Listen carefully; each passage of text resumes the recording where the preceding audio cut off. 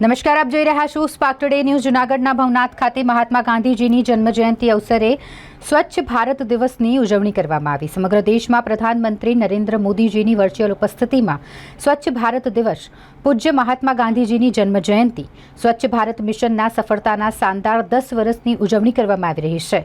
ત્યારે જૂનાગઢ શહેરના ભવનાથ ખાતે જિલ્લા પંચાયત પ્રમુખ હરેશ ઠુમ્મર, સાંસદ રાજેશ ચુડાસમા, ધારાસભ્ય સંજય કોરડિયા, મહંત શેરનાથ બાપુ સહિત સંતો, મહંતો અને અગ્રણીઓની પ્રેરક ઉપસ્થિતિમાં સ્વચ્છ ભારત દિવસ તરીકે 2 ઓક્ટોબરની ઉજવણી સાથે સ્વચ્છતા હી સેવા પખવાડિયાના સમાપન સમારોહમાં એવોર્ડ અર્પણ અને સન્માન સમારોહનું પણ આયોજન કરવામાં આવ્યું।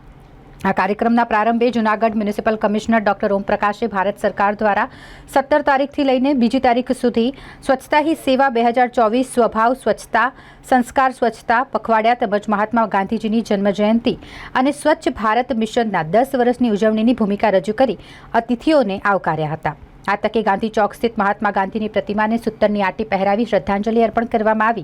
ભવનાથની તળેટીમાં વિદ્યાર્થીઓ, સફાઈ કર્મીઓ અને નગરજનોએ સ્વચ્છતા જાગૃતિ રેલી યોજી મહાનુભાવોએ સફાઈ અભિયાનમાં જોડાઈને વૃક્ષારોપણ કર્યું।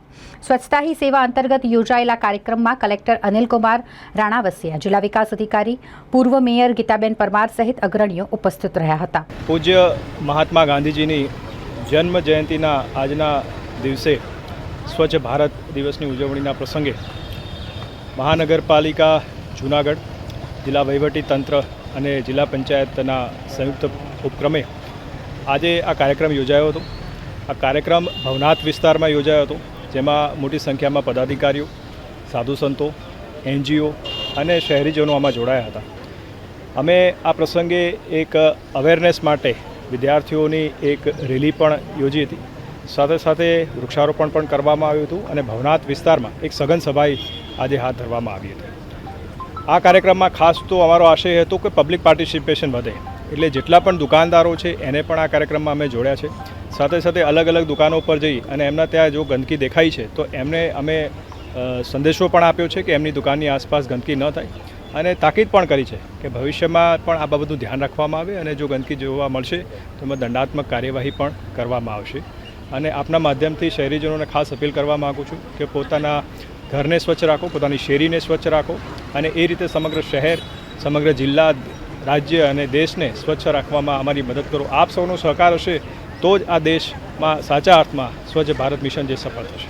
સમગ્ર દેશમાં સ્વચ્છતા અભિયાનના કાર્યક્રમના માધ્યમથી લોકો જાગૃત થાય અને સ્વચ્છતા વિસ્તારના પોતાના ઘરને, પોતાના અંતરને, પોતાના ગામને અને શહેરને સ્વચ્છ બનાવે એ સંકલ્પ સાથે દેશના પ્રધાનમંત્રી આદરણીય નરેન્દ્રભાઈ મોદીજીએ સમગ્ર દેશના લોકોને આહ્વાન કરેલું। એના ભાગરૂપે આજે 2 ઓક્ટોબરના દિવસે સમગ્ર ભવનાથ વિસ્તારમાં સફાઈ અભિયાન, એક જાગૃતતા રેલીના માધ્યમથી એ લોકો જાગૃત થાય એટલા માટે રેલીનું આયોજન કરવામાં આવ્યું હતું।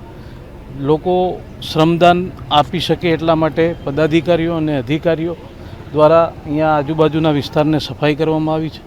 આવી રીતે આપણે સૌ જાગૃત થઈ અને આ દેશને વિકસિત રાષ્ટ્ર બનાવવામાં સ્વચ્છતાનો ખૂબ મહત્ત્વનો ફાળો હોય છે, ત્યારે આપણે સૌ લોકો આપણા ઘરને, આપણી શેરીને, આપણા ગામને, આપણા શહેરને, આપણા વિસ્તારને, આપણા જિલ્લાને અને આપણા દેશને સ્વચ્છ બનાવીએ, એમાં આપણે પણ સૌ સહભાગી બનીએ એવી આપ સૌને વિનંતી કરું છું।